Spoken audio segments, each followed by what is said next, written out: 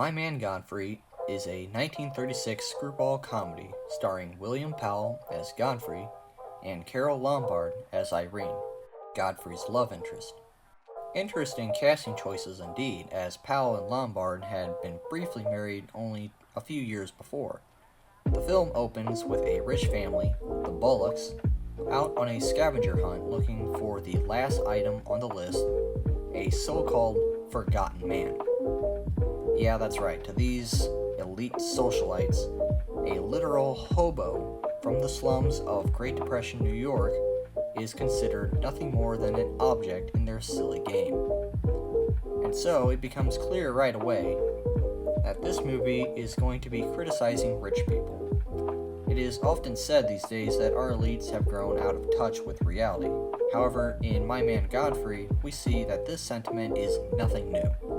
Poking fun at the upper classes and the crazy things they say or do has always been popular amongst the common people. Heck, even back in 18th century France, when Marie Antoinette was saying all kinds of silly things, the peasants were like, "Wow, she's so out of touch. Let's poke fun at her."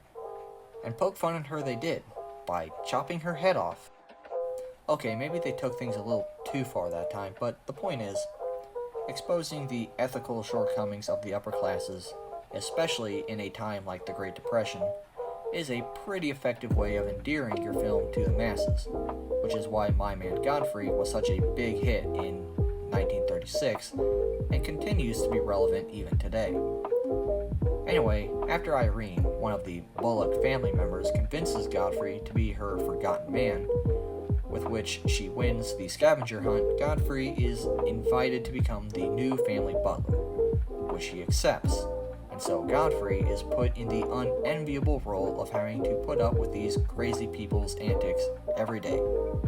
And we soon see why this family has had such a hard time keeping butlers around. Godfrey takes on this sort of wise servant archetype, acting as a sort of savior figure for the family, keeping them from their own self-destruction in the end. For being an old comedy from the 1930s, My Man Godfrey is actually quite fast-paced and witty. A lot of comedies from this far back don't really age well, but there's really no reason for modern audiences to dismiss this movie. It stays pretty engaging throughout, and like I said before, with regards to poking fun at the upper classes, it's still remarkably relevant. However, I will point out that although this movie makes fun of the rich, it doesn't demonize them. They're not evil, they're just stupid. And the movie's thesis is kind of conservative too, which is having work provides purpose in life, without which you become either a petty socialite or a pathetic bum. Despite living on opposite ends of the economic spectrum, Godfrey and the Bullocks are very much in the same situation at the beginning of the film. Both are empty inside and purposeless. But through employment, Godfrey dignifies himself and teaches the family to do the same. Incidentally, another 1936 comedy, Modern Times, from director Charlie Chaplin, looks at the opposite end of this problem, and shows that how being overworked can also dehumanize a person as well.